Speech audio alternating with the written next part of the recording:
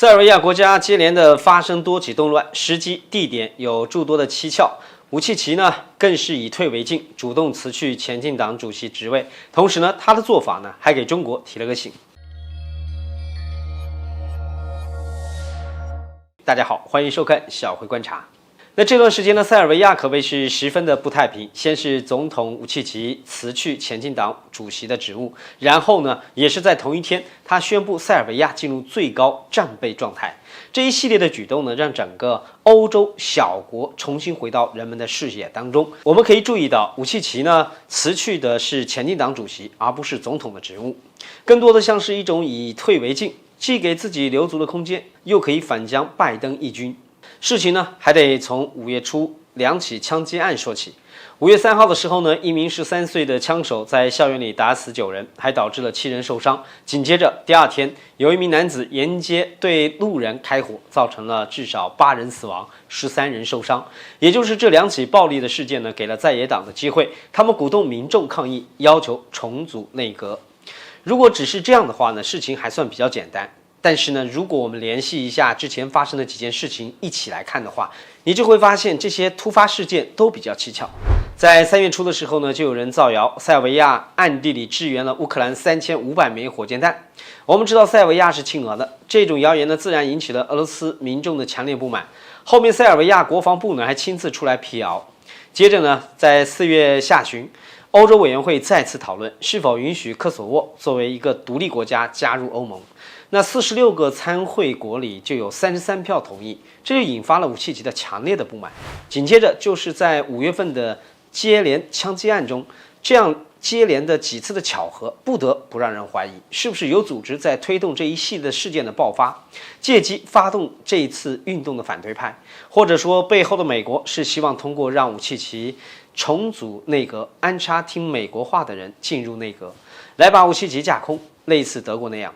但是呢，武契奇则干脆宣布辞去党主席，堵住反对派的嘴巴。但武契奇呢，仍然是国家元首，仍然保留着原来的内阁成员。所以呢，武契奇呢是坚决说不会成立过渡政府，然后会在9月份提前大选。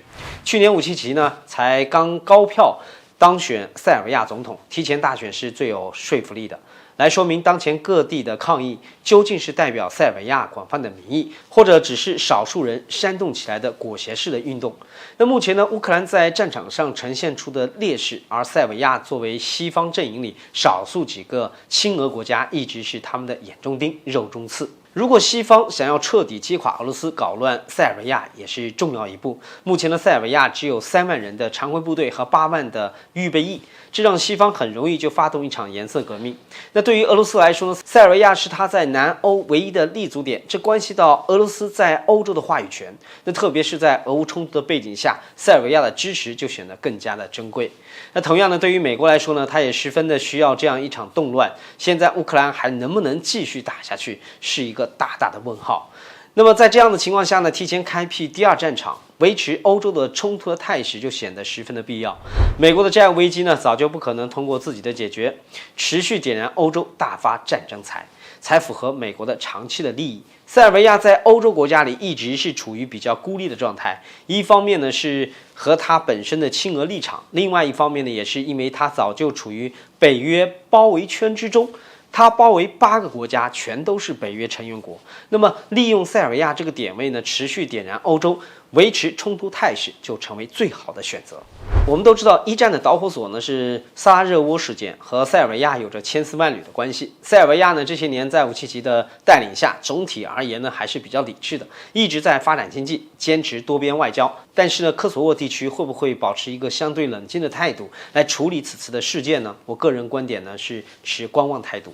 那所以呢，我们总的看下来呢，目前塞尔维亚国内面临着一场史无前例的政治动乱，而且呢，这场动乱时机、地点都十分的蹊跷。